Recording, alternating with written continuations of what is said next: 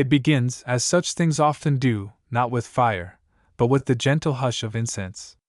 A tendril of smoke curls upward in the silence, dancing its private ballet in the thick summer air of the court. It is morning in Byzantium. The sun has not yet burned through the sea mist that drapes the marble spires like a funeral veil. And in the palace of the emperors, everything is hushed, save for the murmuring of sandals on stone, and the creak of distant oiled hinges that guard secrets older than the city itself. The court eunuchs have already begun their morning rituals. Their footsteps fall like petals on the cold mosaic floors. Golden light is filtering through purple silk curtains, casting soft halos around the tired, half-woken guards. In the kitchens, oil hisses quietly in iron pans. Somewhere, a rooster dares to crow too near the gates and is promptly silenced by a servant who knows better. Today is not a day for noise. Good evening, dear listener. You're not in a hurry tonight, are you? Let's let the world outside slip away for a while. Dim the lights. Brew the tea. Wrap yourself in something warm. You're not just going to hear history tonight. You're going to feel it. And while we walk slowly into the past, if you like stories like these, gently unfolding, dark but full of texture and human breath, feel free to subscribe or leave a quiet like. It helps keep this little candlelit corner of the internet flickering. Now let's ease into tonight's journey. He was born with a name too heavy for a child. Constantine. Yes, that Constantine. The ninth of his name, like an echo stretching across centuries, louder than the wind off the Bosphorus. His father, Emperor Romanos IV Diogenes, wore the crown with the grim pragmatism of a soldier who'd rather be sharpening a sword than attending banquets. His mother, Eudokia Macrembolitissa, bore the quiet wisdom of a widow, remarried for politics more than love, still haunted by her first emperor husband's ghost. From the beginning, Constantine was caught between too many fathers and not enough warmth. The palace in Constantinople, the great palace, was a living thing, sprawling like ivy across the sea's edge. It whispered secrets in echoing colonnades, glistened in candlelight off silver chalices and throne-room mirrors, and breathed through its thousands of servants, guards, scribes, slaves, tutors, spies, and ceremonial parrots. Yes, parrots. Imported. Colorful. Often confused by incense smoke. Young Constantine grew up here not as a boy, but as a title waiting to happen. He had tutors in Latin and Greek, in military formation and moral philosophy, and in the more Byzantine of subjects, like how to smile without showing teeth, how to bow with exactly the right mix of arrogance and piety, and how to survive being a future emperor in a city where everyone else wanted to be emperor, too. He was a quiet child. Not dull, never dull. Just observant. He knew when to keep still when the grown men argued. He understood that words could carry more weight when spoken by the right voice. And perhaps more importantly, he learned to recognize who held the real power in the room. It wasn't always the man on the throne. Romanos, his father, had taken the throne by marrying Constantine's mother. He was a general first, a statesman by necessity, and a father by occasional convenience. To his credit, he tried. But Romanos's world was one of horsehooves, sieges, and frozen rivers. He had little patience for the shadowed subtleties of the court. And that was a problem. Because in Byzantium, the court was not just furniture and etiquette. It was the empire. Let me tell you what Constantine saw, at 7 years old, behind a curtain he wasn't supposed to touch.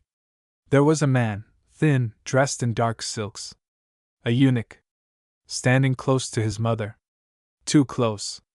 His voice was low, and Constantine couldn't hear the words, only the tone, like syrup, like poison in a golden spoon. His mother didn't look afraid. She looked tired. When she saw Constantine peeking, she smiled, a brittle thing.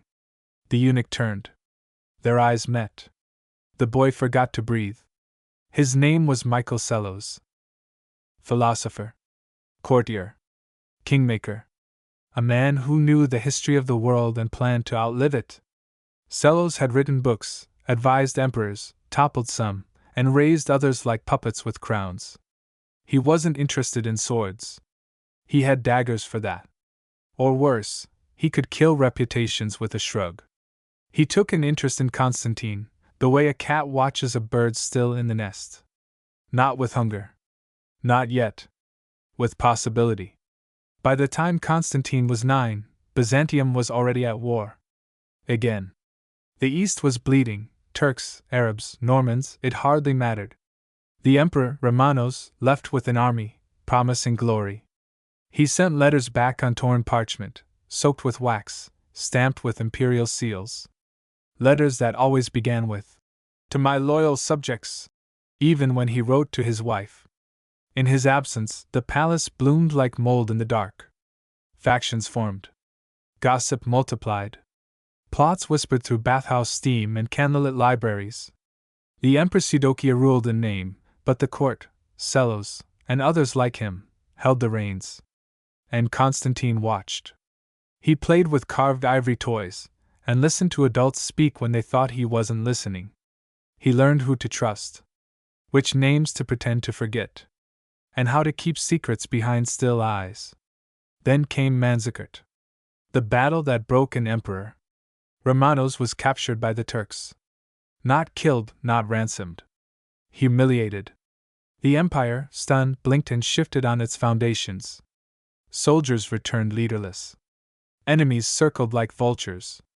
And back in Constantinople, the throne grew cold. Eudokia remarried, again, this time to a clever little man named Michael Doukas. A man with a sharp nose, a weaker chin, and a dangerously persuasive family. The Doukai were not soldiers. They were scholars, bishops, accountants, and whisperers. Michael became Emperor Michael VII.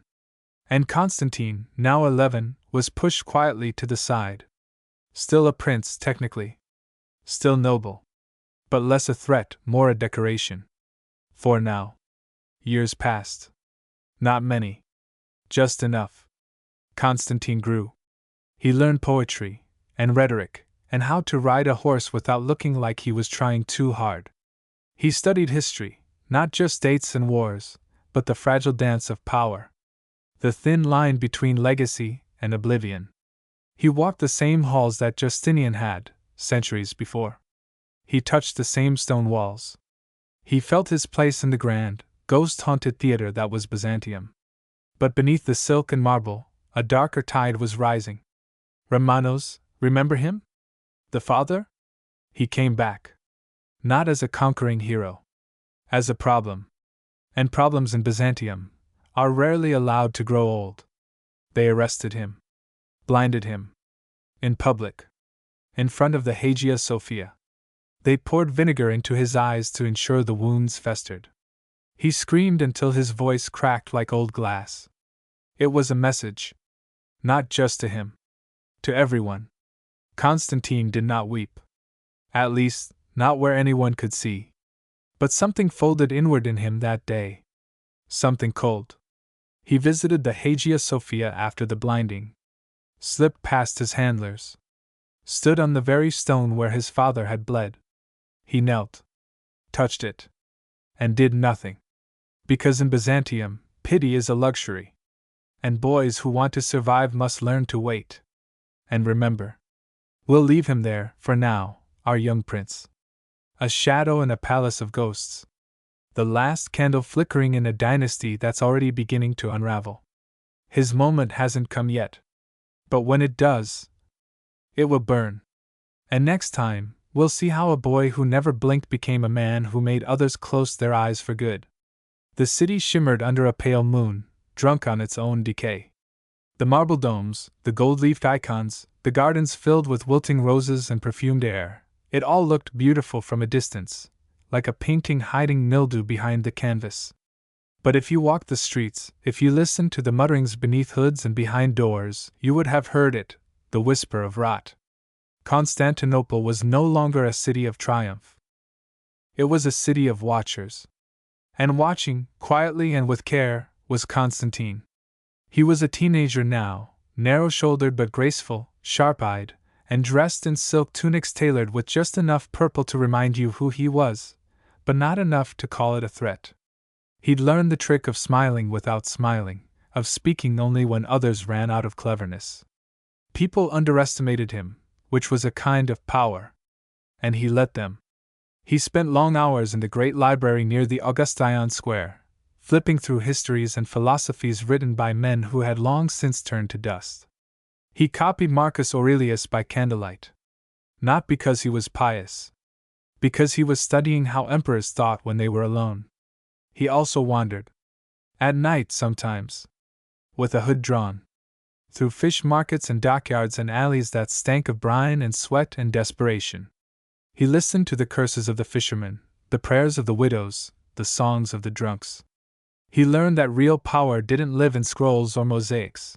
It lived in the hands of those who held knives and didn't flinch. It was during one of these nighttime wanderings that he first saw her. Helena. She wasn't noble. She wasn't even particularly refined. She sold wax candles at the edge of the forum. Her hair was dark, her hands always stained with soot. She saw him coming from across the square and didn't bow. Didn't curtsy. Just met his eyes like he was another stray looking for a place to stand. He bought a candle. Then came back the next night. And the next. They never touched. Never spoke of anything important. But it was the first time Constantine had met someone who looked at him and saw a boy.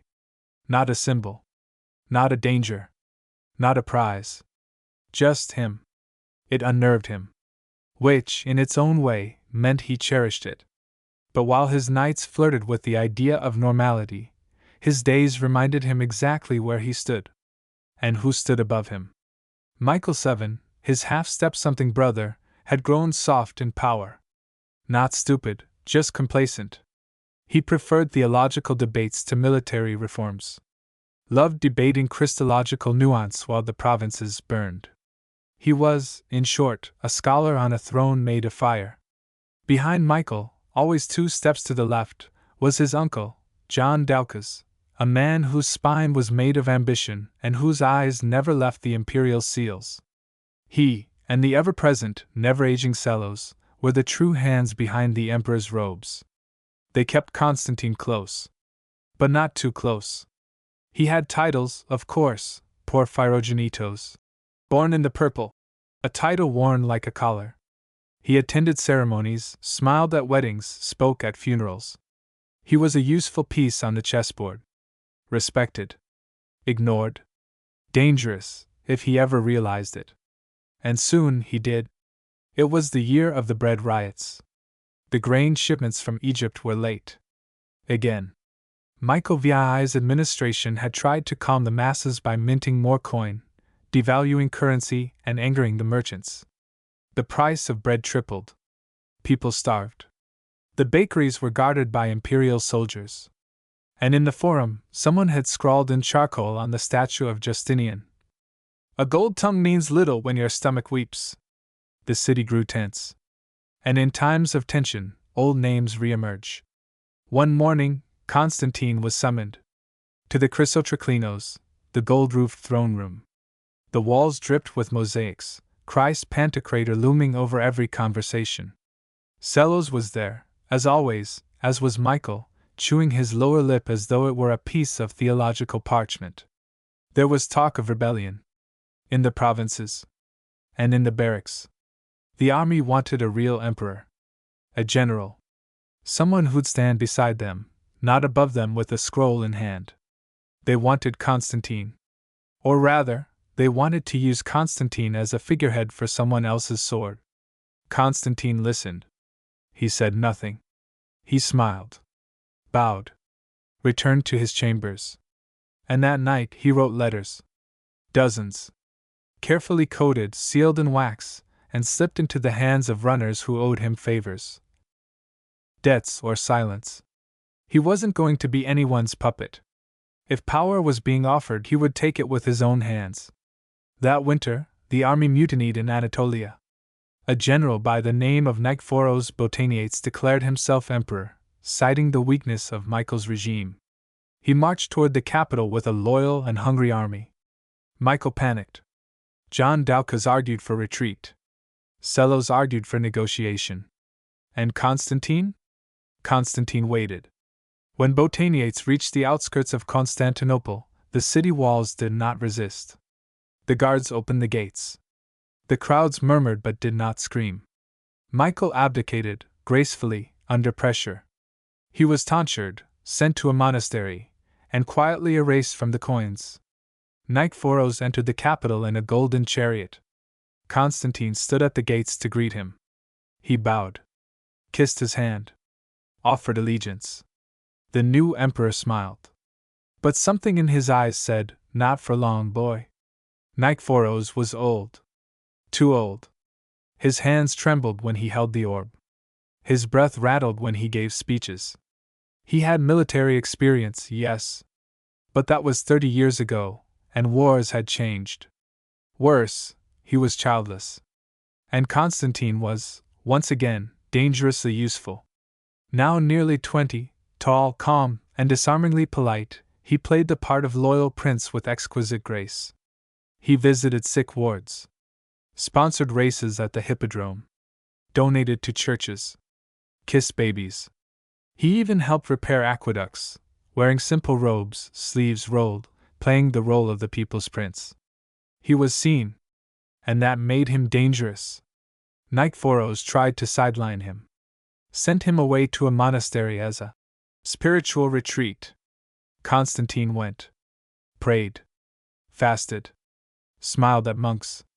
But he did not forget. It was in that monastery, Stoudios, on the southern edge of the city, that the idea took shape. Not just survival. Not just revenge. Empire. Now, imagine this. A foggy morning on the Sea of Marmara. The monastery bells still echoing. And a ship, small, silent, pulling away from the docks under cover of early light. On it, Constantine. Not running. Not hiding. Returning. And behind him? Letters. Whispers. Promises made to generals, priests, senators, and foreign envoys. He had chosen his moment. Nikephoros was sick, isolated, and increasingly paranoid. By spring, Constantine returned not as a prince, but as a storm. He entered the palace without resistance. The guards had already switched sides. Nikephoros was pulled from his chambers by torchlight. No trial. No public ceremony. Just the distant toll of bells and the sound of sandals echoing in the marble corridors. He was blinded that night. Not out of cruelty. Out of tradition. A blinded man could not rule. Could not ride. Could not write his name on a decree. The empire had laws. It also had knives. Constantine, now in his early 20s, ascended to the throne. They crowned him Constantine X Doukas. He smiled. But you must understand, dear listener, this is not the part where the story ends. It's where it begins. Because power in Byzantium is not a seat. It is a flame. And flames must be fed. And the first to burn might be blood of your own blood. The throne room smelled of roses. Not real ones. Byzantium was no longer that generous. But of rose oil, diffused through carved ivory censers, perfuming the stale air where men made decisions that cracked bones and severed dynasties. Constantine sat alone beneath the golden dome of the Chrysotriclinos, the purple silk canopy casting shadows across his face. He wore the imperial loros, a ceremonial scarf that wound across his chest like a serpent, a symbol of continuity. Or constraint. Or both. He looked tired. Not physically. Emotionally. Spiritually. Like a man who had finally reached the summit and found the view more haunted than he'd expected. The crown sat heavy on his brow. And it wasn't the weight of metal. It was the weight of expectation. The empire, now his to command, was wounded. Provinces in Asia Minor were slipping into chaos. The Bulgars stirred in the north. The Normans mocked from the west. And inside the city? Plots, whispers, ambitions, always ambitions. He needed allies. He needed legitimacy. He needed an heir. Now, pause here for a moment. Remember Helena? The candle seller girl with the soot-streaked hands? She had vanished years ago. Faded back into the city. Perhaps married. Perhaps dead. Constantine never knew. He never asked? He couldn't afford to. But her memory lingered, ghostly, warm, inconvenient. Instead, he married Maria of Wallonia, a Georgian princess. Educated, regal, sharp-tongued. And already widowed once, her first husband had also been an emperor. She knew the rules of this game and played them with painted nails and veiled threats. She bore him a son, Leo. And in that moment, Constantine saw his future stretch out in front of him like a map. Leo would rule. The dynasty would survive. The throne would finally rest, not on blood, but on legacy. But Byzantium does not rest. It circles. And it waits. Let's talk about his brothers. He had two, Andronicos and Isaac. Older. Stronger. More traditionally imperial. Men who had led armies, built reputations in the East, and believed, truly believed, that the throne should have been theirs. They smiled at court. They kissed Leo's forehead. And then they conspired. At first, Constantine tolerated them. Gave them estates. Titles. Honors. But they wanted more. They wanted control of the treasury. Of the army. Of the court appointments. They wanted to advise the emperor more directly. And then one day, Constantine received a scroll from a monk near Trebizond. A confession. A man had been paid to poison the emperor's wine. By Isaac. The same Isaac who had held Leo just days earlier and whispered lullabies in the boy's ear. What do you do when your brother tries to kill you? You could exile him. You could kill him. But Constantine? He did what Byzantium demanded. He blinded him. Isaac's screams echoed for days. Andronicos, faced with the reality of what Constantine had become, fled. Disappeared. Some say he became a monk. Others a pirate. Or a corpse. It didn't matter. The message was clear. This emperor would not share.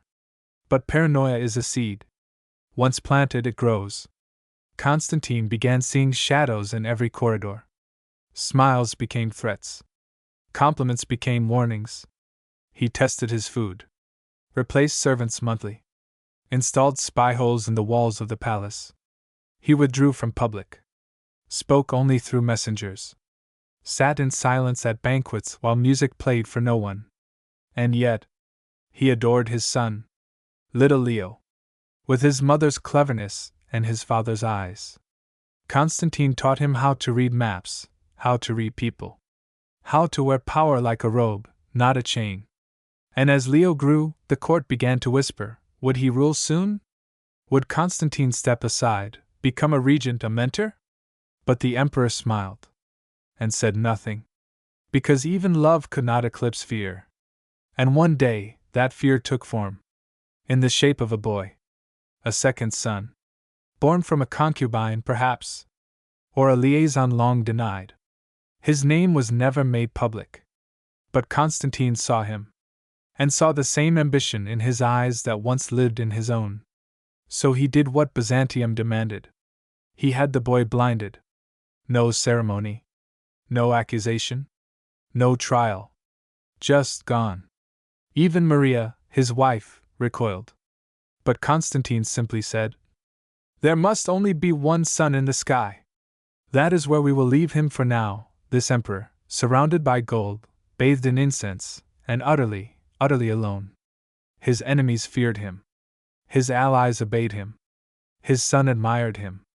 And yet, there, in the stillness of the imperial chapel, beneath the flickering light of sacred lamps, he could almost hear the whisper.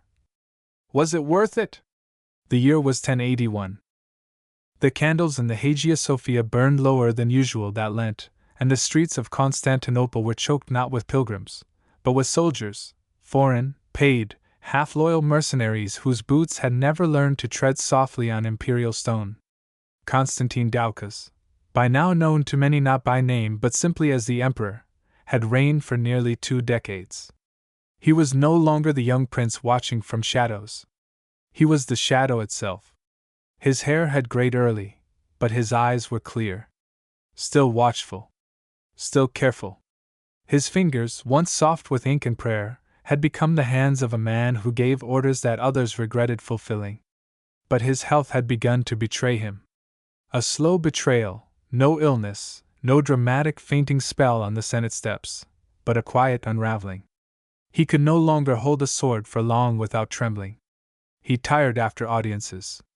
His sleep, when it came, was shallow, dreamless, and always interrupted by whispers from behind walls that may or may not have been real. The court noticed. The court always notices. And the vultures began to circle. It began with Nicephorus Melicinos, a general in the West. Charismatic, popular with troops, married into a noble family, and known for just the right amount of piety. He made no claim, yet, but his letters were full of ambiguous flattery and suspicious concern. Your Majesty, should your health ever force you to seek rest, I remain your humble servant, ready to protect the capital. Then came Alexios Komnenos. A name that would echo through centuries, but at the time, he was merely a military prodigy in his 30s.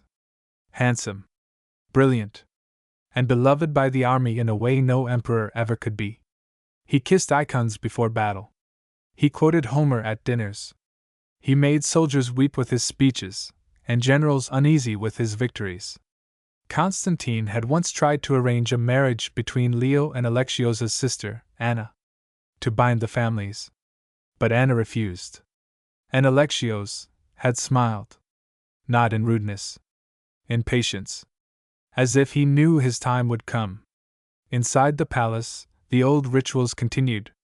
Every morning, eunuchs lit the sacred lamps and laid the emperor's garments across the bed of state. Every evening, priests read scripture aloud in empty chapels, just in case God was still listening. And in between, the empire ran on habits and fear. But fear, like wax, melts. And one night, a rumor reached Constantine, a whisper that Leo, his own son, had been seen walking with a courtier recently dismissed for political enthusiasm. That Leo had begun asking questions about supply chains, troop movements, senatorial support. Leo, the child he had raised. The only person he had ever trusted. The thought gnawed. He summoned Leo that same evening. No announcement. No audience. The two met in the gardens of the Mangana Palace, under cypress trees planted by emperors long dead. The Bosphorus murmured below them, dark and endless. Leo bowed. Wore green. The color of peace. Always the diplomat. My son, Constantine said. Do you love me? Leo smiled gently. With all I am. And do you want what I have? Silence. A long one. Then, I want what comes after you, father. Not what you hold now. Not stolen. Earned. It was the wrong answer. Because Constantine knew, had always known, that power, once tasted, could never be passed. Only taken. And he had tasted it far too long to let it go gently.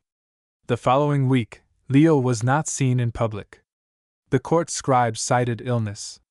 The priests requested prayers. The guards at the Blacherny gate were doubled. And Maria, his mother, went silent. No wails. No protest.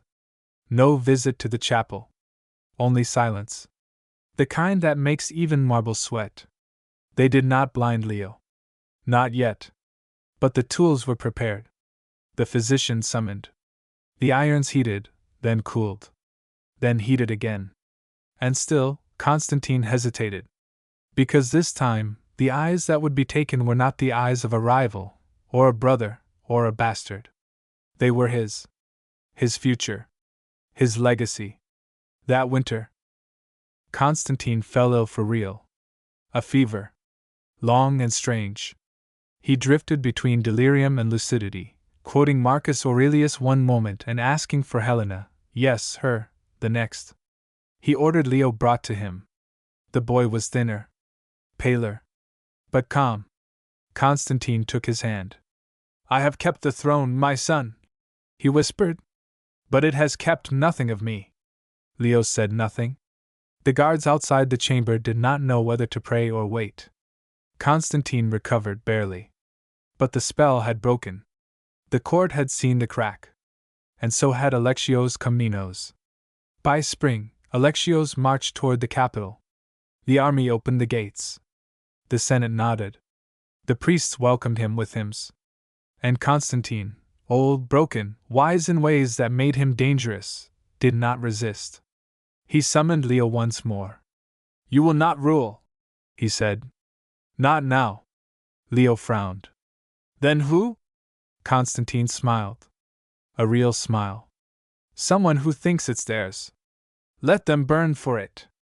And then, for the first time in 20 years, he laughed. He abdicated days later. No blinding. No monastic exile. He simply walked away. Into a private villa overlooking the sea. The last emperor who chose not to die in power, nor to die for it. But he left something behind.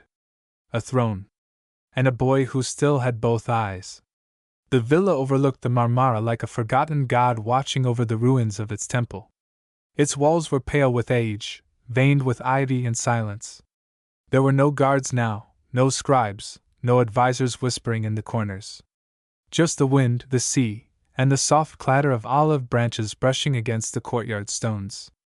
Constantine walked each morning at dawn, his slippers scuffing against the mosaic floor, the same pattern he'd walked as a child, a lion devouring a stag, caught in endless pursuit.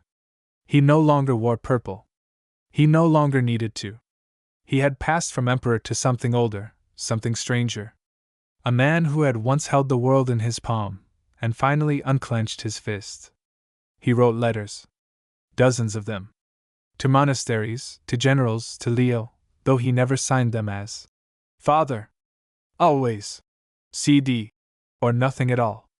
His writing became slower, his hand trembling more with each passing month. He read, too. Plutarch. Gregory of Nazianzus. Even the old poems from before Rome had remembered itself. The housekeeper once found him staring at a passage in Homer, lips moving silently. She asked if he wanted something. He only replied, "I just realized Achilles was never young." In the capital, the world moved on.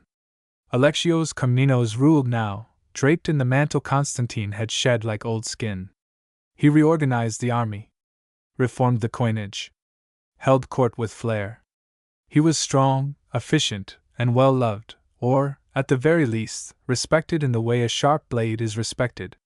Leo lived quietly. Sometimes writing, sometimes not. Sometimes visiting his father in the villa, though those visits grew fewer, then ceased entirely. Not out of hatred. But because some silences are inherited. And some wounds do not speak. One winter, Constantine stopped walking. He took to the inner garden, where the fig trees bent low with old fruit, and the fountain no longer flowed but remembered the sound it used to make. He sat on a bench wrapped in wool, a cup of warm wine in hand, staring at nothing. It was there that the priest found him one evening, just before Compline. Still. At peace. Eyes open, but not watching. The cup had fallen. The wine had spilled. But he had not. No grand funeral followed. No endless procession. No purple draped across the Hagia Sophia. He had asked for something simpler. A stone. A name. A date. He was buried beneath the chapel floor of the villa, under a slab that read. He held what he feared, and let go when it cost him least. And above him, always, the sea. And now, dear listener, let us slowly drift from this world of thrones and betrayals, of oil lamps and whispered names. Let your mind loosen its grip on golden corridors and distant swords. Let the echoes of Constantinople fade behind candlelight, as all empires do eventually. Outside your window, perhaps the trees sway. Perhaps the sky softens into evening. Perhaps nothing at all stirs, but still, the silence feels a little warmer than before. History, after all, is not just dust and ruin. It is memory. And memory, once spoken aloud, lives again, quietly, patiently, like footsteps in a villa long since turned to sand. So rest now. The emperor is gone. The city sleeps. And the wind still sings through olive trees,